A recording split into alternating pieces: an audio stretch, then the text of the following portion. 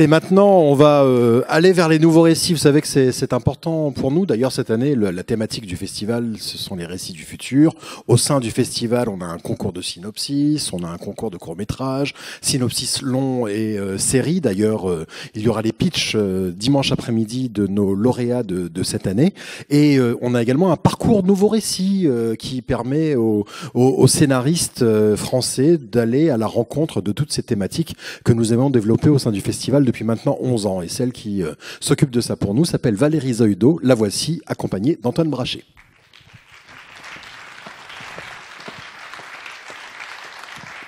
Merci Sébastien. Bonsoir. Qui es-tu Valérie? Donc je suis effectivement Valérie Zoido et je suis autrice, réalisatrice, storytelleuse en changement individuel et collectif et spécialiste des nouveaux récits. Et moi, bonjour à tous, je suis Antoine Brachet. Moi, il y a un philosophe que j'aime bien qui s'appelle John Dewey, qui a dit la démocratie, ça commence par la conversation. Alors moi, mon boulot, c'est de faire parler les gens entre eux. Puis à un moment, je me suis dit qu'il me manquait quelque chose, un ingrédient. Et donc, j'ai monté un mouvement qui s'appelle Bright Mirror, et qui, comme son nom l'indique, consiste à faire écrire des récits positifs à tout le monde. On a écrit déjà plusieurs milliers.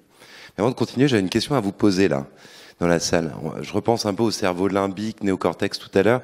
Qui a lu le dernier rapport du GIEC? Levez la main. Oui, merci d'éclairer le public. Ah, 1, 2, 3, 4 mains levées. 3 et demi. 3 et demi, 3 et demi. Qui a vu le film Avatar? Voilà. Vous aurez compris, on en a parlé tout à l'heure. Il y a une question qui est celle des images qui sont projetées, de la manière dont on peut se constituer un futur, dont on peut le rêver ensemble. Et parfois, ça passe par l'image. Ça peut passer par des choses comme les récits, les blockbusters, Valérie? Ben oui, effectivement. Alors les blockbusters, donc le côté populaire, ce qui nous rassemble comme le nom de cette soirée. Et alors un nouveau récit, finalement, on entend parler dans les plateaux télé, etc. C'est un terme un peu galvaudé parce que finalement un récit est par définition nouveau. Mais en fait, finalement, un récit, est-ce que c'est pas quelque chose qui devrait être à la hauteur des enjeux contemporains?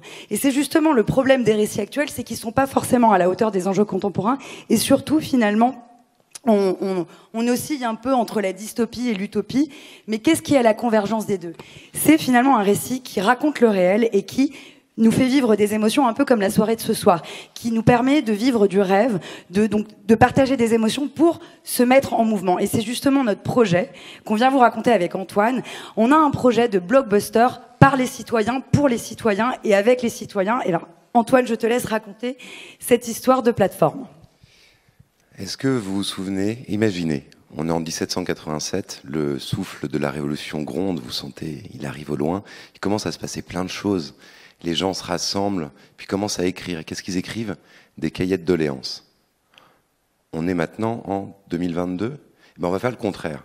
On va écrire des cahiers d'espoir. Donc en fait, ce qu'on va essayer de faire, c'est de proposer à 1000 citoyens, c'est pas ce qu'on va essayer de faire, c'est ce qu'on lance en janvier avec le ministère de l'écologie, avec l'ADEME, avec Veolia, avec TF1, donc avec un certain nombre de partenaires. Et on a 1000 citoyens qui vont avoir la chance unique, peut-être certains d'entre vous, de participer à une expérience qui consistera à avoir un parcours, d'abord en étant formé, Valérie.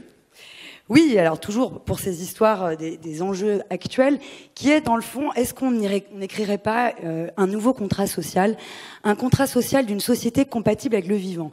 Mais le vivant, c'est complexe, et c'est la fameuse pensée complexe d'Edgar Morin, et encore faut-il pouvoir la comprendre. Et donc, nous, ce qu'on veut déjà, c'est donner des outils aux citoyens, à ces 1000 citoyens, pour qu'ils puissent épouser cette fameuse pensée. Et donc, on va, d'une manière très interdisciplinaire, donc proposer des intervenants, des experts qui vont offrir des inputs, des outils, pour qu'ensuite ils puissent écrire des histoires. On va aussi sonder leurs imaginaires, donc palper, sentir ce qu'ils ressentent, quels sont leurs besoins, comment on peut les rejoindre pour qu'ensemble on écrive une histoire, pour qu'ensemble on engendre notre époque en prenant le stylo et plus à travers ces fameux cahiers de doléances où dans le fond, finalement on écrivait un contrat social à travers la colère. Là, on a envie d'ouvrir le champ des possibles à travers la joie. Vous vous souvenez de la joie là tout à l'heure? On était très très d'accord avec tout ce qui était dit juste avant. Donc c'est ce qui va se passer. Et maintenant, donc on est en 2022. Alors on a des moyens de le faire un peu plus évolué que ce qui existait en 1787. Si vous faisiez partie de l'Assemblée des imaginaires citoyens, qu'est-ce qui se passerait? Eh bien, après avoir été formé, vous auriez accès à une plateforme sur laquelle vous pourriez être sollicité pour participer à des événements, pour répondre à des témoignages, à vos témoignages sur vos préoccupations, vos envies, et aussi écrire des fictions positives ensemble et tirer de ça une sorte d'entrelacement de rêves qui formerait la boussole du futur. Voilà ce qu'on va essayer d'écrire ensemble. Et qu'est-ce que ça pourrait donner? Et alors justement, cette matière des imaginaires citoyens, qu'est-ce qu'on va en faire, Antoine? On va la soumettre donc à des scénaristes professionnels. Oui. De telle manière que ces scénaristes puissent écrire un synopsis et que peut-être il y aura une série derrière et peut-être aussi une fiction sonore avec Radio France et peut-être une bande dessinée. On est en train de voir à peu près toutes les possibilités qui pourraient s'offrir à nous. Et pour clore, on voulait vous demander on est parti sur autre chose. Alors l'ambition. Mais j'y viens bientôt, c'est pas grave. Voilà, c'était ça que je cherchais. On vous demande en fait, si vous savez, en 2022, on a des téléphones, vous avez le droit de le sortir là maintenant tout de suite, de flasher le code qui se trouve derrière moi. Et ce que vous allez découvrir, c'est deux choses. Un, évidemment, un souhait ou non de participation pour être tenu au courant du projet. Et puis ensuite, il y a une question qui vous est posée. De la même manière que beaucoup seront posés à l'Assemblée des imaginaires, au même titre que des titres et des textes seront écrits. Donc là, on tente l'expérience avec vous ce soir. Vous êtes l'Assemblée. Si vous voulez répondre à cette question, on sera heureux ensuite de pouvoir les rassembler et de commencer à tisser cette boussole de futur qu'on évoquait. Voilà. Et on va aussi demander aux citoyens quel format ils privilégient, parce que ça pourrait être effectivement un film de cinéma, mais ça peut être aussi une série ou une web-série. Donc c'est vous qui déciderez du format audiovisuel. Exactement. Donc on vous attend très nombreux dans l'Assemblée des imaginaires citoyens. Ça sera entre janvier et juin 2023. Voilà. Merci à tous. Et le festival Atmosphère est évidemment partenaire. Bien évidemment. Merci.